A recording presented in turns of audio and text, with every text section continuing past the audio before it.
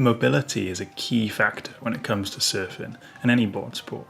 How well our joints move and how much control we have over our movement patterns can have a big impact on our performance in the water, our injury risk, and the longevity of our surf career.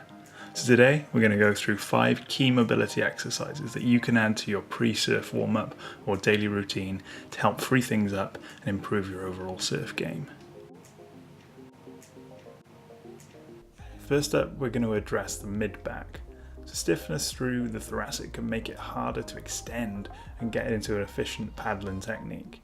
This can potentially then cause issues with the neck and the shoulders. So for the first drill, you're going to grab a foam roller or a rolled up towel and place it at the base of your ribs. With your arms across your chest, spend 20 to 30 seconds gently rocking side to side just to free up tension either side of the spine. Arch over the roller then for the second part of the drill, reaching your arms up overhead and keeping them as close to your ears as possible.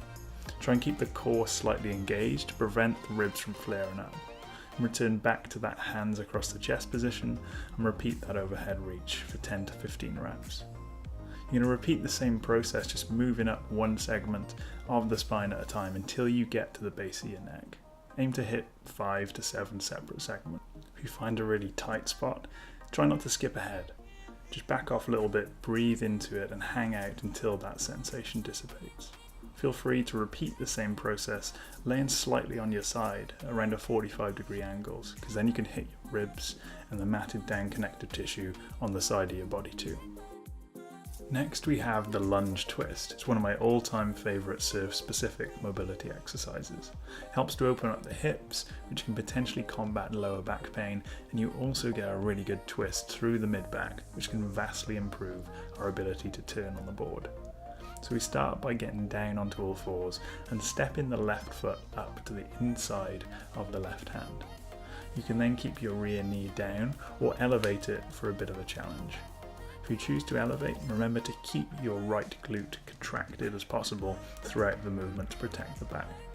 And keeping the core tight, you're going to lift your left hand off the floor and begin to rotate your upper body to the left, initiating the turn through the mid-back, then the neck if it feels comfortable, and finally reaching up with the left arm to the sky. Try to prevent the supporting arm, your right, from collapsing in and internally rotating at the shoulder. Think about screwing your right hand into the sand, away from your body.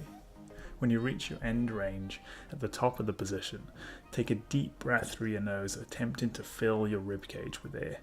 As you slowly exhale, see if you can pick up the slack and gently move a little deeper into the position if comfortable. Repeat this for 5 to 8 breaths and then do the exact same thing on the opposite side. Next we have a sleeper stretch variation aimed at improving internal shoulder rotation, key for paddling safely and efficiently. So laying on your left side with your knees bent and your chest facing at a 45-degree angle to the sky, you're going to put your left elbow at a 90-degree angle and grab your left wrist with your right hand. In position 1, you're keeping your left shoulder pinned to the floor. Use your right hand to gently guide your left forearm towards the ground until you feel a stretch. When you hit that end range, just hang out there for 40 to 60 seconds. In position 2, we're going to take a big breath in, and as you hold that breath for 5 to 10 seconds, push your left arm against your right in the opposite direction, away from the floor, but resist that motion with your right hand so there's no movement.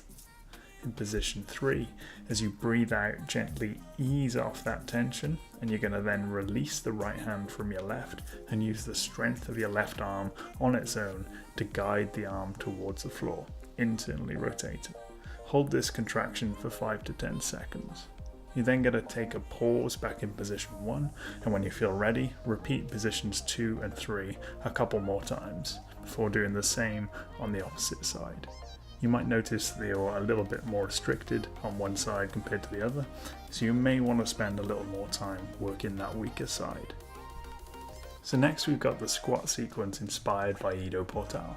So when we open up the hips, it means a faster, smoother pop-up on your board and generally more options for your body when you're on a wave. So in position 1, support your upper body with your hands or elbows on the floor behind you. And staying on the balls of your feet, slowly externally rotate your left leg to end range, moving the knee away from the body.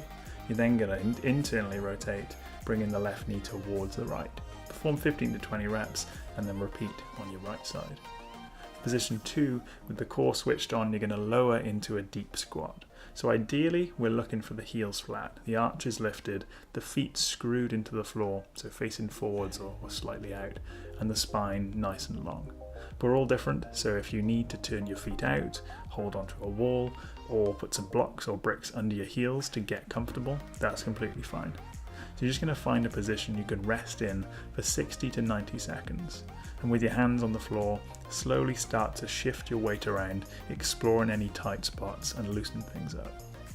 If you'd like to advance to position 3, you're going to take it slow, grasping the right shin with the left hand.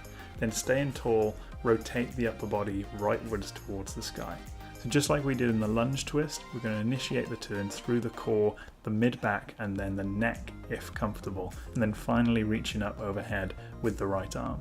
Return to center, repeating for 15 to 20 reps, and then do the same on the opposite side. Our last little sequence is a great one for protecting the ankles and the knees, which are both prone to injury when you're turning on the board. So in position 1, we're just standing tall with the bum clenched and your core tight. Find a fixed point on the horizon and gradually lift your left leg off the floor, bringing your knee past 90 if possible. If this is a challenge, lower the leg slightly and over time try to build up to about 60 seconds of balancing. Position 2, we're keeping the core on. We're going to slowly reach your left leg out to different points of a compass, very gently touching down or near to the floor. So allow your standing leg to bend as necessary, but focus all your efforts on preventing the standing ankle and knee from collapsing inwards. So hit north in front of you, northwest, west, and all the way around the back of your body to northeast, which should be a bit of a challenge. So the closer to your body the point of contact with the floor, the easier the exercise is. So try to widen your circle as much as possible. Repeat for 3 to 5 circles, forwards and back is 1, and then swap sides. If used on a consistent basis, this routine will help you see tangible improvements in both your surfing and everyday physical activities. So you could spend 10-15 minutes every morning before work. You could include the drills in your pre-surf warm-up or in any home training or gym work that you like to do. The most important thing is to find a schedule and a routine that works for you. So if you enjoyed this video and you'd like to see more, don't forget to subscribe to the channel and share the vid with your surf buddies. And if you have any questions, hit me up in the comment section below and I'll get back to you. Until next time, happy surfing and have a healthy, heroic week.